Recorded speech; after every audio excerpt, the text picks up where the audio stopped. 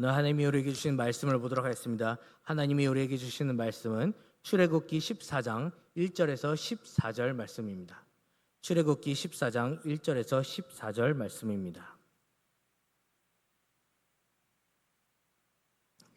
출애굽기 14장 1절에서 14절입니다. 다 찾으셨다면 제가 한 절, 여러분이 한 절, 마지막 14절은 다 같이 읽도록 하겠습니다. 여호와께서 모세에게 말씀하여 이르시되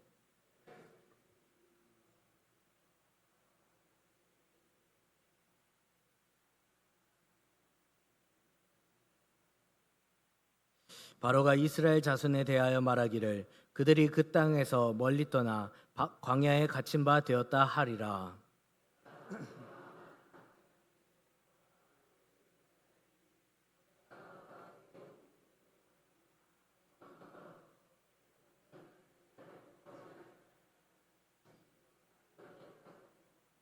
그 백성이 도망한 사실이 애굽 왕에게 알려짐에 바로와 그 신하들이 그 백성에 대하여 마음이 변하여 이르되 우리가 어찌 이같이 하여 이스라엘을 우리를 섬김에서 놓아 보내었는가 하고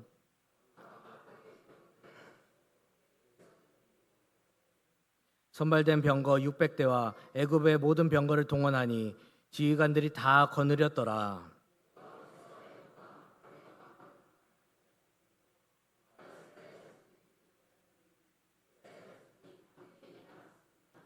애굽 사람들과 바로의 말들, 병거들과 그 마병과 그 군대가 그들의 뒤를 따라 바알스본 맞은편 비하히롯 곁 해변 그들이 장막친 데에 미치니라.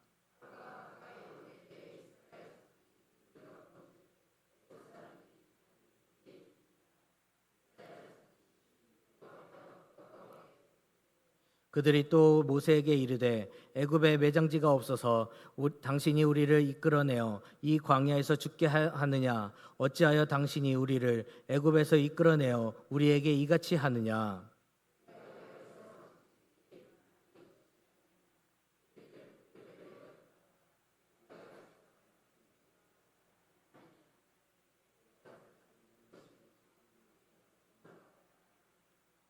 모세가 백성에게 이르되 너희는 두려워하지 말고 가만히 서서 여호와께서 오늘 너희를 위하여 행하시는 구원을 보라. 너희가 오늘 본 애굽 사람을 영원히 다시 보지 아니하리라. 우리 다 같이 읽습니다.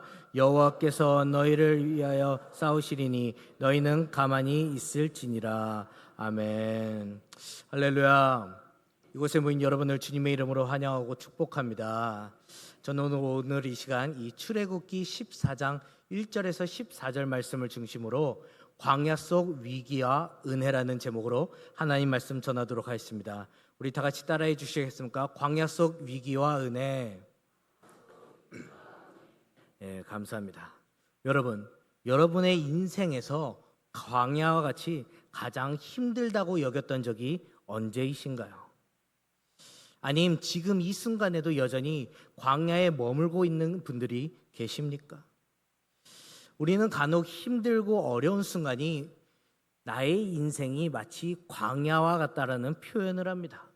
광야란 우리에게 있어서 힘듦과 고통, 역경의 시간을 의미하기 때문이죠. 그래서 누구든 광야의 길을 걷고 싶어 하지 않습니다. 그러나 반대로 그 광야의 힘듦과 고통, 역경이 있지만 오히려 광야를 통해 하나님을 더욱더 깊이 묵상하며 하나님의 섭리를 알 수 있는 가장 놀랍고 중요한 처소가 되는 것이 광야이기도 합니다. 아마 그리스도인들에게 있어서 이 광야와 같은 시간이 없다면 하나님이 하나님 되심을 알지 못할 것입니다. 또 예수 그리스도를 단순히 4대 성자의 한 인물로밖에 알지 못할 겁니다. 또 그 개신교를 하나의 종교로밖에 여기지 않을 것입니다. 그러나 광야와 같은 시간을 통하여서 하나님의 은혜와 하나님의 일하심을 경험하게 된다면 우리의 믿음이 더욱더 성숙해져 하나님이 하나님 되심을 알고 종교에서 신앙으로 변하고 예수 그리스도가 4대 성자가 아닌 그리스도, 즉 메시아, 구원자라는 놀라운 사실을 깨닫게 된다는 것입니다. 이와 같이 오늘 본문 말씀에서도 이스라엘 백성들은 출애굽, 즉 애굽에서 탈출하여서 가나안을 향해 가며 그 인생의 광야의 길을 걸어가는 모습을 보여주고 있습니다. 당시 일부 성경학자들에 의하면 이 성경에 언급된 지명들을 일일이 다 거리를 계산해 보면 애굽에서 홍해바다까지 무려 200km 정도 된다고 합니다. 그런데 이 200km라는 것이 요즘은 이제 자동차라는 그 이동 수단이 있어서 뭐 KTX로는 뭐 2시간 거리, 뭐 자동차로는 3시간 거리, 오산에서 뭐 전라도 군산까지가 200km 거리 정도 된다고 해요. 그 정도밖에 걸리진 않지만 오늘 본문 말씀의 이 전인 출애굽기 12장 37절에 보면 장정만 60만 명을 데리고 떠났다고 해요. 여러분, 여기서 장정만 60만 명이라는 것은 14세 이상의 싸움에 나가서 전쟁을 할 수 있는 그 남자들만 계수합니다. 그러면 여자들과 노인들과 어린아이들, 또 더 나아가 가축과 이제 뭐 모든 뭐 말과 이런 거를 다 포함하면 얼추 200여만 명 이상 되는 그 무리들이 그 광야의 길을 걷기 시작했다는 거예요. 그러니 우리가 생각하는 그 200km 단순히 차로 3시간, KTX로 2시간 가는 거리보다 더 힘들다는 것이죠. 이런 상황 가운데 수없이 넓고 깊은 홍해바다 또한 눈앞에 있게 됩니다. 또 뒤에는 애굽의 병사들이 병마와 병거를 타고 뒤에서 쫓아오는 상황에 맞닥뜨리게 됩니다. 하여 이스라엘 백성들은 낭망하고 좌절하게 되죠. 그럼에도 불구하고 하나님께서는 눈앞에 있는 두려움과 걱정에 휩싸여 있는 백성들을 향해 앞으로 나아가야 할 지침에 대해서 이야기해 주고 있습니다. 그렇다면 오늘 본문 말씀을 통해서 하나님께서 이스라엘 백성들을 향한 그 광야 속 위기와 은혜를 어떻게 경험하고 또 대처해야 은혜로 넘어갈 수 있을까요? 첫째로 하나님의 뜻이 고정되어야 한다는 것입니다. 우리 다 같이 따라해 주시겠습니까? 하나님의 뜻이 고정되어야 합니다.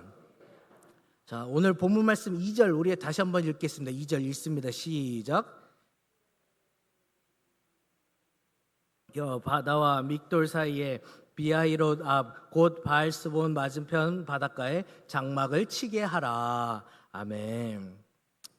이스라엘 백성들은 출애굽하여 약속의 땅 가나안으로 가는 여정이었어요. 그런데 눈앞에는 생각지도 못한 벽이 있었죠. 그 벽은 앞서 말씀드렸다시피 홍해바다였어요. 정확한 수치는 알 수 없지만 일부 성경학자들에 의하면 무려 수심은 수십 미터에서 수백 미터까지 되는 깊은 바다였다고 합니다. 또 길이는 어떻습니까? 수십 킬로 정도 되는 넓고 큰 바다였대요. 이러한 모습을 보고 머뭇거리고 있었던 그때 하나님께서 이들의 마음을 파악하셨는지 모세를 통하여서 2절에 말씀하시는 거예요. 2절 전반절에 이렇게 이야기를 하죠. 이스라엘 자손에게 명령하여 돌이켜라고 합니다. 돌이켜라는 것이죠. 여러분, 여기서 말하는 이 돌이키다라는 게 뭐예요?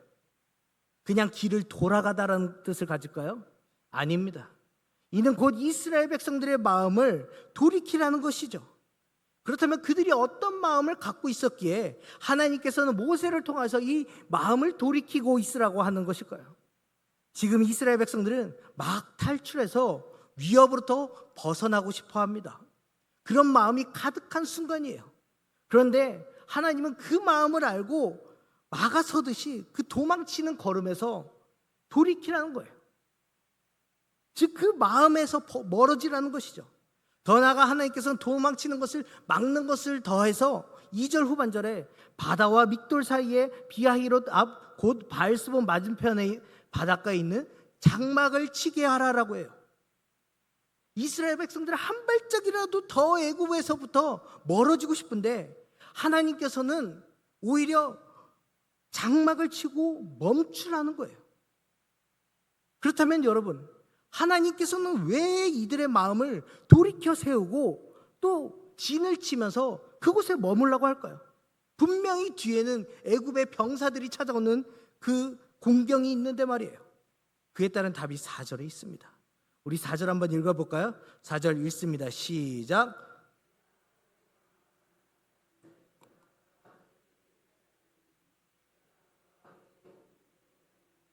영광을 얻어 애굽 사람이 나를 여호와인 줄 알게 하리라 하심에 무리가 그대로 행하니라. 아멘.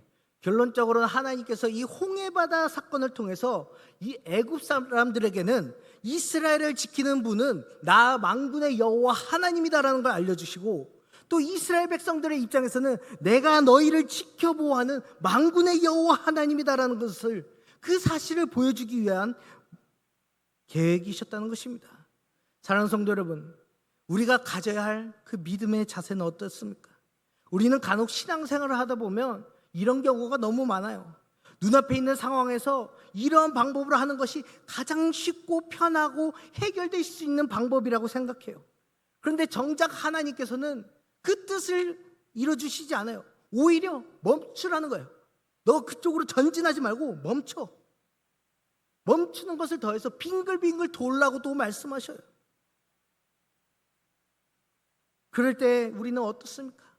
분명히 내 생각과 내 뜻에는 이렇게 가야지 해결이 되는데 왜 하나님께서는 이렇게 하시는 것이 계속 감동을 주시는 거지?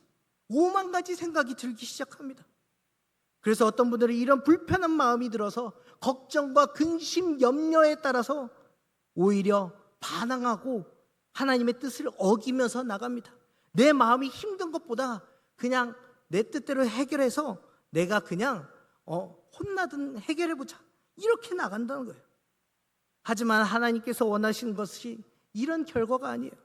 하나님이 원하시는 결과는 내 마음과 내 뜻, 그 마음의 중심에 그 뜻을 어디에 고정하고 있냐, 가장 근본적인 문제를 하나님께서 보고 계신다는 거예요.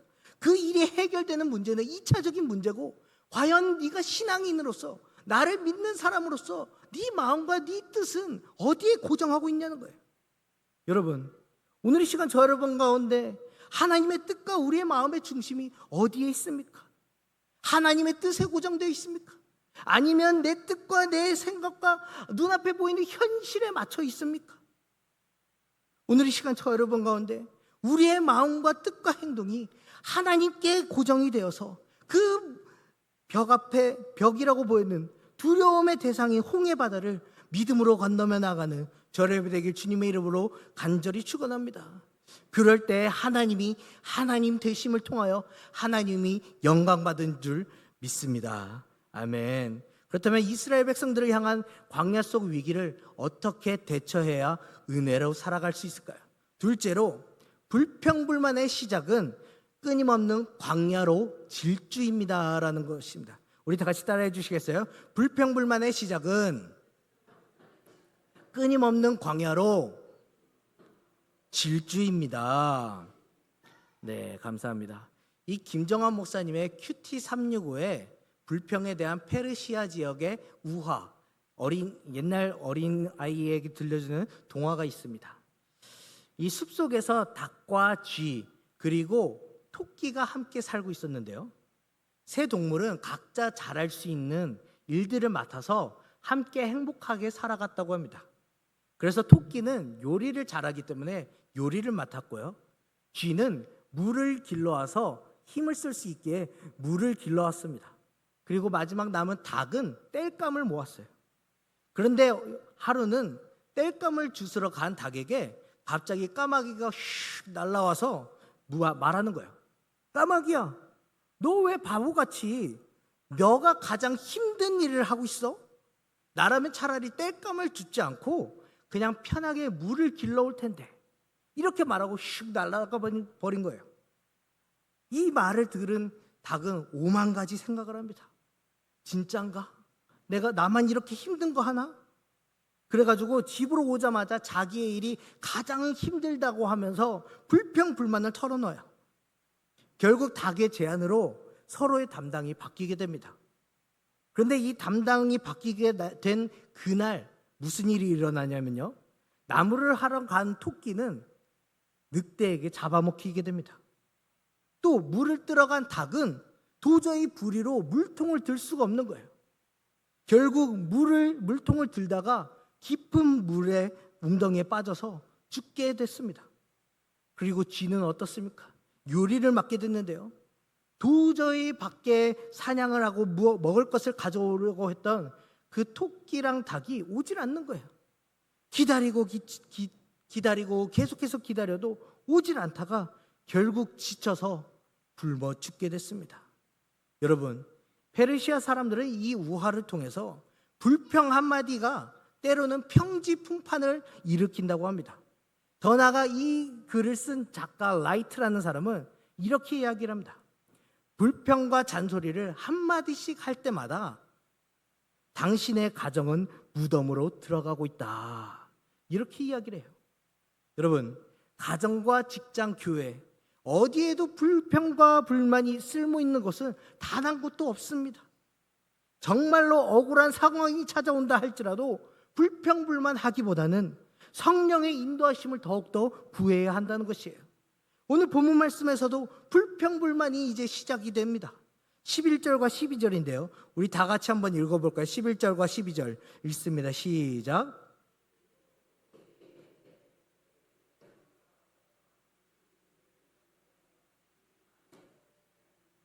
어찌하여 당신이 우리를 애굽에서 이끌어내어 우리를 이기지 않느냐? 우리가 애굽에서 당신에게 이른 말이 이것이 아니냐? 이르기를 우리를 내버려 두라. 우리가 애굽 사람을 섬길 것이라 하지 아니하더냐? 애굽 사람을 섬기는 것이 광야에서 죽는 것보다 낫겠노라. 아멘.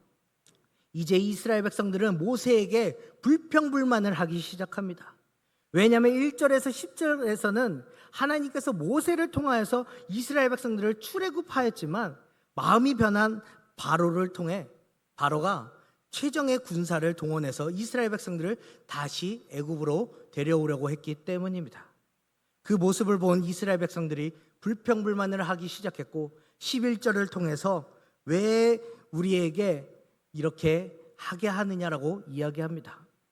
이들은 이 불평불만하는 것은 전혀 하나님의 뜻과 섭리를 고려하지 않고 오로지 세상의 눈으로 세상의 결과에 대해서 말하는 분명한 믿음 없는 사람들의 표본을 드러내고 있다는 것을 보여주고 있습니다.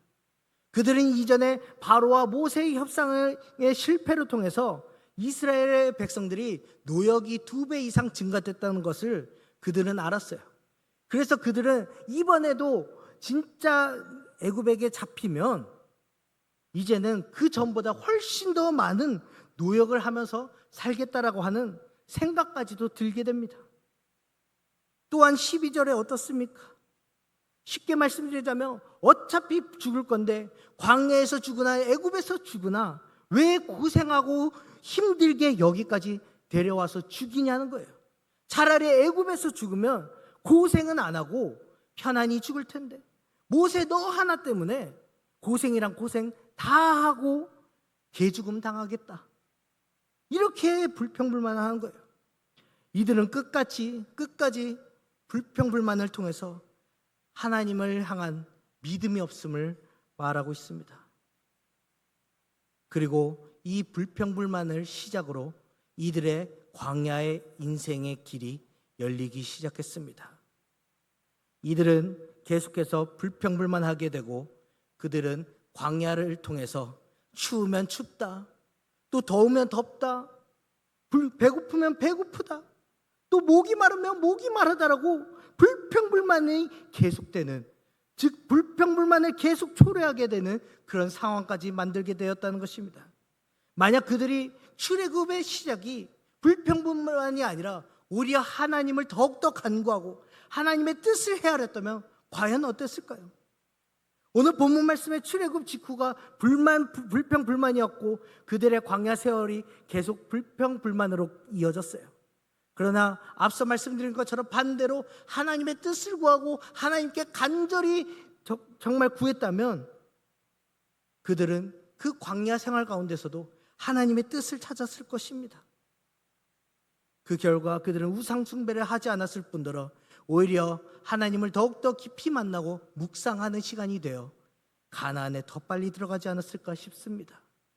저도 말씀을 준비하는 가운데 나의 삶을 돌이켜봤을 때 이스라엘 백성들과 별반 다를 게 없었어요. 그렇게 불평불만할 때가 많았습니다. 내 가치관과 내 정서가 안 맞으면 그것을 두고 불평불만해요. 그 마음을 또 다른 이들에게 표출해요. 그래서 누군가를 실족하게 만들기도 했어요. 또한 내 안에 이런 불평불만을 가지고 주님의 일을 하다 보니까 내가 가졌던 불평불만이 아예 이제는 주님의 뜻을 부정적으로 여겨버리는 거예요. 제가 그것을 느꼈어요. 그 결과 나는 여전히 불평불만이라는 그 광야를 계속해서 맴돌고 질주하고 있는 것이에요. 도저히 가나안 땅에 들어갈 생각은 않고 여전히 그 자리에서 불평불만하며 맴돌게 된다는 거예요. 아마 여기에 모인 모든 이들이 다 그럴 수도 있을 것 같아요. 내가 가지고 있는 그 가치관과 정서가 맞지 않으면 불합리하다고 여겨서 왜 저렇게 하지? 이렇게 생각하며 불평불만을 해요. 그래서 우리가 불평불만하지 않기 위해서 그 불평불만의 영을 끊어버려야 돼요. 내 안에 가치관과 정서 불합리하다고 여김에 그 모든 것이 불평불만으로 여겨진다면 내 안에 가치관과 정서를 모두 다 내려놔요. 또 불평불만이 생길 수 있는 자리가 있다면 그 자리를 피해야 돼요. 아니면 그 자리를 오히려 은혜의 자리로 만들어야 돼요. 그러지 않으면 우리는 수많은 세월을 또다시 불평불만으로 광야를 계속해서 걸어가는 그런 인생을 살아가게 될 것입니다. 오늘 이 시간 저 여러분이 다시 한번 내 안에 있는 불평불만의 그 영을 끊어서 광야를 벗어나 하나님이 약속하신 그 가나안 땅에 들어가는 저 여러분이 되길 주님의 이름으로 간절히 축원합니다. 그렇다면 이스라엘 백성들을 향한 그 광야 속 위기를 또 어떻게 대처해야 은혜로 살아갈 수 있을까요? 셋째로 오히려 가만히 있음이 은혜가 된다는 것입니다. 우리 다 같이 따라해 주시겠습니까? 오히려 가만히 있음이 은혜가 있습니다. 네, 감사합니다. 제가 10여 년 전 주일학교에서 유치부 사역을 잠깐 했을 때의 일입니다. 여러분 생각해 보시죠. 제가 유치부 사역을 한다고 보십시오. 이 얼굴에 유치부 사역하는 거 상상이 되십니까? 그 당시에 그 교회 성도들도 제가 유치부 전도사로 간다는 사실에 놀랐습니다. 제가 그때 있었던 일인데요. 이 유치부 사역은 다른 사역보다 이 교구 만들기 하는 것이 굉장히 많습니다. 그래서 그때도 다른 날과 여김없이 이 토요일 날 모여서 다음 날 주일에 있을 그 주일학교 예배 그 교구를 만들던 일이었어요. 제가 유치부 사역을 하면서 이 손재주가 없다는 걸 그때 깨달았어요. 종이를 자르는데 가위질도 잘 못하는 거예요. 삐쭉삐쭉거려요. 풀칠도 제대로 잘 못해서 갑자기 이게 떨어져요. 그러니까 유치부 사역에 있어서는 완전히 꽝인 거예요. 어느 정도냐면 사역에 대한 회의감이 들 정도로 계속해서 힘들었어요. 그럼에도 불구하고 담임 목사님께서 차 목사는 목회할 놈이니까 너는 2부서도 하고 올해는 유치부 했으면 내년에는 또 초등부 가고 그 다음에는 깍공부 가고 사역을 좀 경험해봐 이러면서 계속 저를 미시는 거예요. 그날도 여김없이 가위질하고 있는데 그 모습을 보다 못한 부장님이 저에게 말씀하셨어요.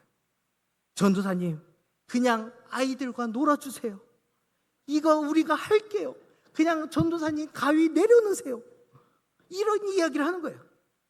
사실 부장님이 말씀하시는 것이 저를 향한 굉장히 큰 배려라는 걸 알았어요.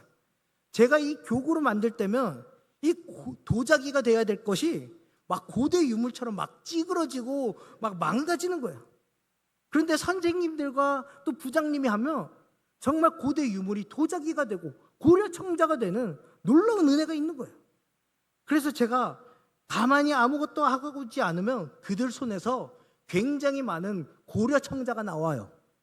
그러면 그것이 오히려 다음날 주일 어린이들에게 굉장히 큰 도움이 됩니다.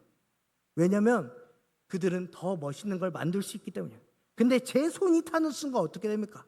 아마 주일 예배 중에 누구는 실족할 거예요. 전도사님, 선생님 이거 이상해요. 이거 이상해요. 나 바꿔줘요. 이런 얘기가 나올 거예요. 여러분, 제가 이 이야기를 왜 합니까?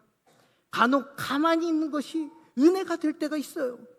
그래서 우리가 이런 말도 하지 않습니까? 너 가만히 있는 게 돕는 거야. 가만히 있는 게 돕는 거야. 우리 이한이가 요즘 계속 무언가를 하려고 해요. 가만히 있는 게 도와주는 거야. 가만히 있는 게 일을 안 벌리는 거야. 마치 이런 느낌이에요. 오늘 본문 말씀에서도 여호와 하나님께서 말씀하십니다. 14절에 우리 14절 한번 읽어볼까요? 시작. 아멘. 가만히 있어. 가만히 있으라는 거예요. 여러분, 이스라엘 백성들의 상황이 어떻습니까? 통제가 되지 않는 사람들이에요. 그들은 수백 년간 노예 생활을 하다 보니까 예배를 드리지 못했고요, 말씀을 보지 못하였고, 또 그들은 이미 신앙을 잃어버려 그들이 믿는 조상의 하나님은 그들에게 신뢰가 없었어요. 그러니 그들은 명령을 당하지 않으면 분명히 어떤 사람들은 출애굽 행렬에서 뛰쳐나가서 애굽으로 갔을 거예요. 또 어떤 사람들은 애굽보다는 다른 나라로 갔을 거예요. 그런데 여러분, 이런 모든 모습을 아시는 여호와 하나님께서 두려움에 떨고 있는 이스라엘 백성들에게 모세를 통해서 말하여, 여호와께서 내가 너희를 위해서 싸울 테니까 너희는 가만히 있으라. 가만히 있으라.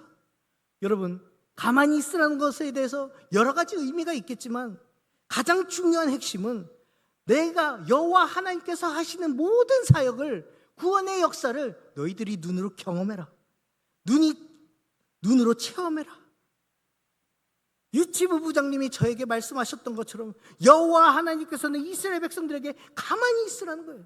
가만히 있으면 고대 유물과 같이, 교구가 고려 청자와 같이 예쁘고 아름다운 것이 나오기 때문이에요. 마치 똑같아요. 가만히 있을 때 하나님의 구원의 사역이 열릴 때가 있어요. 오늘 그 순간이라는 거예요.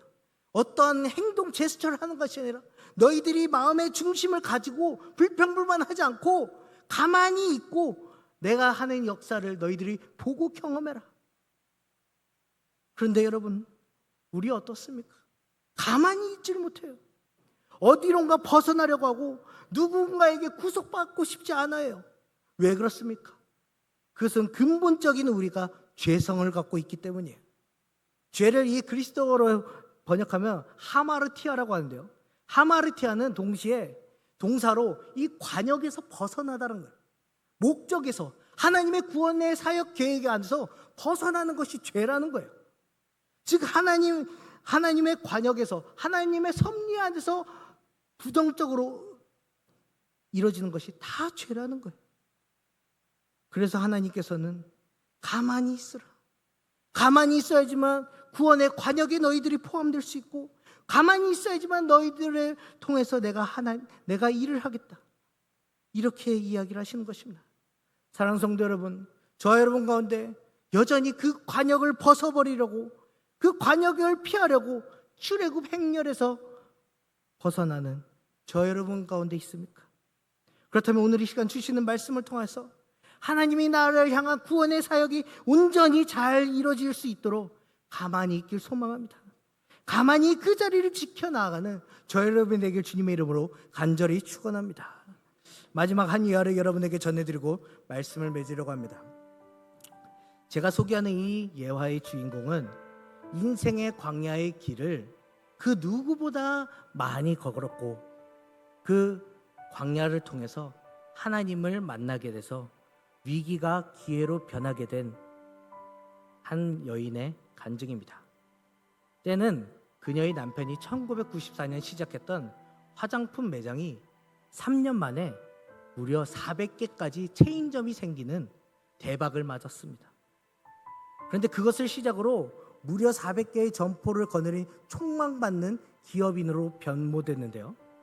그녀는 강남의 멋진 사무실과 좋은 집, 그리고 그 당시 자동차에 카폰, 전화가 달려있는 그 자가용, 심지어 그 당시에 상상할 수 없었던 골프까지 치는 것을 경험했어요.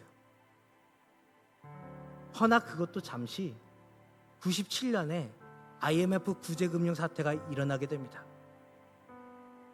그러다 보니 그녀가 거느리던 그 화장품 가게가 하나씩 망하게 되는 거예요. 결국 그 400여 개가 단번에 망하게 돼요. 망한 것뿐만 아니라 벌려놓은 사업 때문에 빚더미에 앉게 됩니다. 남편이 망하자 그녀도 덩달아 죄인이 되었습니다. 그래서 그녀에게 붙은 별명이 있었다고 합니다. 첫 번째는 세금 체납자, 두 번째는 신용불량자의 아내, 세 번째는 대리점들을 망하게 한 장본인, 이런 딱지가 그녀에게 붙었대요. 그때 자살 충동을 느낀 그녀는 수없이 자살 시도를 했어요. 하는 수 없이 남편 손에 이끌려서 정신병원에도 갇히기도 했어요. 그로부터 한 달이 지날 무렵 남편과 다시 1998년에 이 서울 숙명여대 입구 앞에서 호떡 장사를 새롭게 시작하게 됩니다. 이 500원짜리 호떡을 하나 파는 일부터 시작했는데요. 하루하루 판매량이 점차 늘어나기 시작했어요. 인근의 중고등학생들에게는 어차피 500원인데 1,000원어치의 그 호떡을 주기도 할 만큼 굉장히 IMF의 어려운 가운데서 그렇게 베풀었어요. 근데 하지만 이것도 1년도 되지 않아서 어느 날 노점 단속반에 걸려서 모든 가판대를 빼앗기게 돼요. 그래서 그녀는 그 부분은 또다시 낭망하고 좌절합니다. 그런데 그런 틈도 없이 어떻게 해서는 가정을 먹여 살려야 되니까 남편은 친구의 제의를 받아서 종로의 그 외식 컨설팅 업체에 취직하게 됩니다. 그녀 또한 그 업체의 주방에 들어가서 화장실 청소부터 해서 바닥 닦기, 접시 닦기, 뭐 안 해본 일이 없을 만큼 허드렛 일을 굉장히 많이 했다고 해요.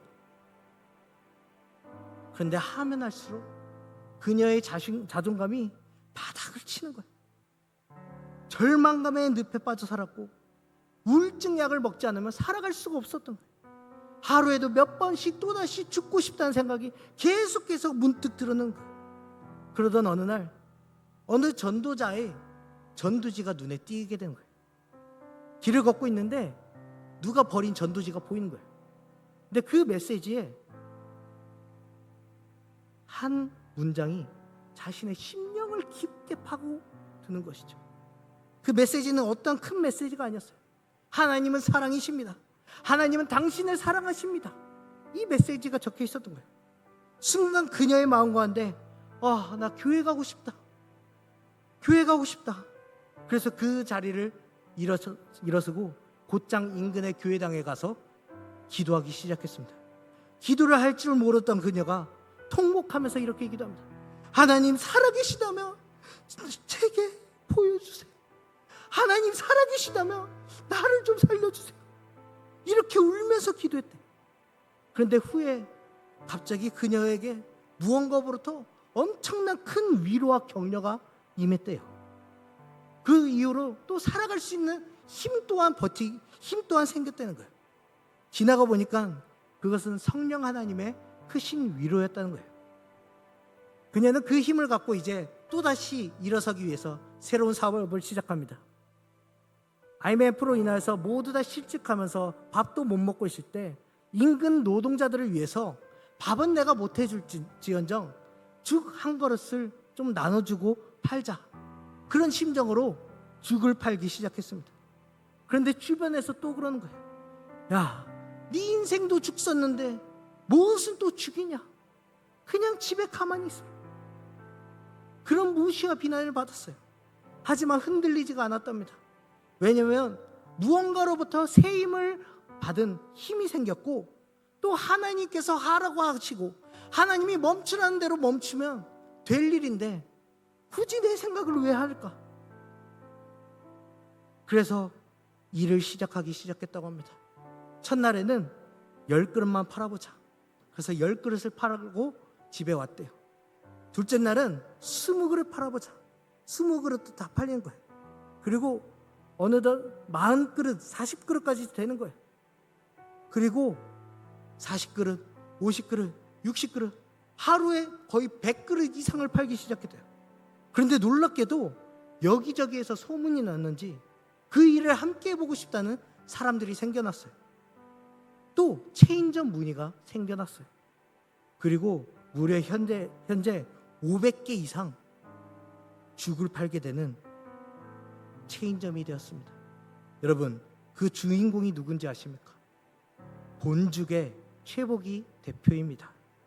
최복이 대표는 이것을 통해서 하나님 나라의 선교업, 또 곧 선교 비즈니스 사업을 통해서 따뜻한 죽과 함께 따뜻한 복음을 많은 이들에게 전하며 하나님께 영광을 올려드리는 사역을 감당하고 있습니다. 사랑하는 성도 여러분, 최복희 대표는 인생의 광야의 길을 수없이 걸었어요. 그러나 하나님이 가라고 하면 가고 멈추라면 멈추고 순종하였을 때 놀라운 하나님의 은혜를 경험했어요. 우리 또한 마찬가지예요. 우리는 여전히 연약하고 부족해서 이스라엘 백성들과 같이 불평불만해요. 나의 마음과 하나님의 뜻이 정립이 되지 않아서 내 마음과 내 뜻대로 살아가려고 해요. 또 하나님이 가만히 있으라는데 내가 어떻게 해서든 해보려고 이리 뛰고 저리 뛰고 해요. 결국 하나님의 은혜가 도달하지 않는 거예요. 여전히 나는 계속해서 끊임없이 광야를 질주하는 연약한 모습을 갖게 됩니다. 오늘 이 시간 저 여러분 가운데 여전히 광야의 인생을 걷고 계시는 분이 계십니까? 하나님의 말씀에 순종하지 않고 불평불만이 내 입에 계속해서 가득 차서 여전히 광야로 걷고 있는 분들이 계십니까? 그렇다면 오늘 이 시간 다시 한번 하나님 앞에 철저히 회개하며 나갔으면 좋겠어요. 하나님, 내 입에서 불평불만의 그 입을 주님 사라지게 하여 주시옵소서. 깨끗하게 하여 주시옵소서. 하나님, 내 입술에서 거룩하고 정결하게 하나님을 찬양할 수 있는 입술로 변화시켜 주시옵소서.